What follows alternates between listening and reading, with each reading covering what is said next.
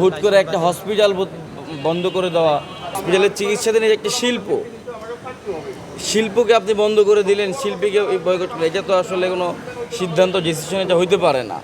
আপনার কে আছে হাসপাতালে? আমার দাদা। কোথা থেকে আসছে আপনারা? আমি বাংলা মোটর থেকে আসছি। কতদিন ধরে চিকিৎসা চিকিৎসা চলতেছে প্রায় 10 দিনের মতো। সাময়িক সংকটটাকে কীভাবে দেখছেন আপনারা? সাময়িক সংকট, আমরা নিজেরাই তো বিভ্রান্তির ভিতরে, নিজেরা সেখানে আমাদের রোগীও বিভ্রান্তির ভিতরে। এখন এখানে আমরা কি বলতে পারি, কি করতে পারি, আমাদের কি করণীয়, আমাদের কাউন্সিলিং কারা দিবে, কি করবে, এই বিষয়ে কিছুই জানি না আমরা।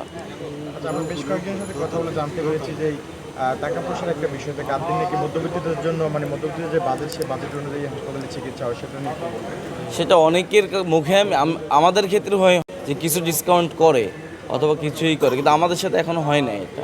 আমাদের পেশেন্ট এখনো ভর্তিই আছে, বিল ধরাই দিচ্ছে, এখন বিল আমাদের কাছে আছে।